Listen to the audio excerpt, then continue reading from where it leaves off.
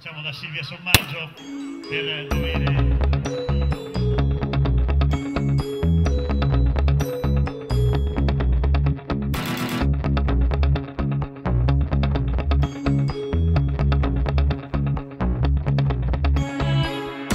Domenica è partita ufficialmente la stagione 2011. A Galliera Veneta si è tenuta la prima prova del CDS di cross regionale assoluto, valido ai fini della qualificazione nazionale, e la prima prova del CDS di cross regionale categoria cadetti e ragazzi.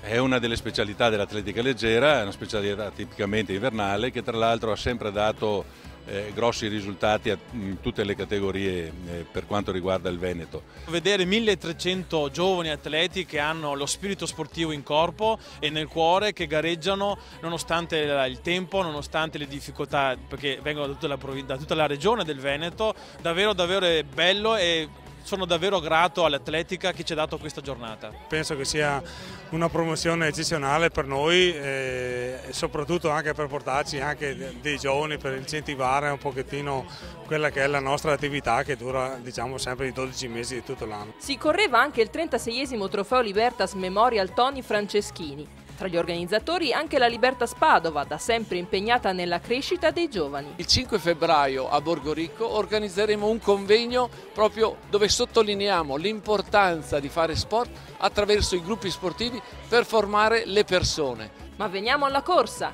In campo femminile, ottima prova delle allieve della Montello Runners Club, che hanno siglato una doppietta nei 3 chilometri. Abbiamo anche messo a posto la partenza, siamo partite molto bene, quindi dopo la gara è andata molto meglio, abbiamo raffinato la tecnica. Mi aspettavo un quinto, sesto posto, ma sono felice. È stata una bella gara, ben gestita, pensavo fosse più corta, però si sa. Sono felice di essere qui. È una bella soddisfazione anche perché, diciamo, ci aiutiamo durante le gare, è stato un bel risultato. Puntiamo agli italiani che saranno fra 2 settimane.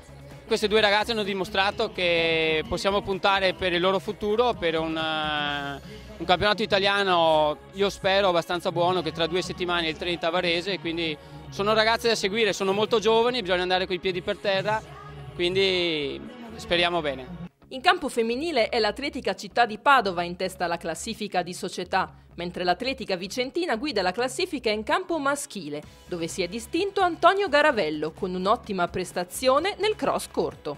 Percorso duro, molto selettivo, molto con pezzi in cui si fa fatica a correre, poi si passa dallo sterrato al fango, alla terra piatta, quindi percorsisti veri, insomma.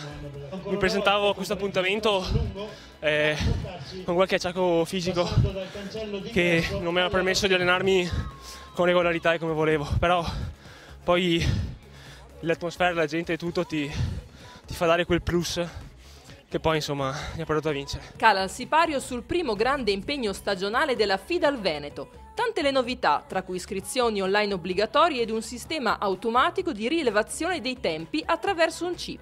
E data la partecipazione record di questa giornata, quasi 1300 atleti al via, i prossimi impegni si fanno ancora più interessanti.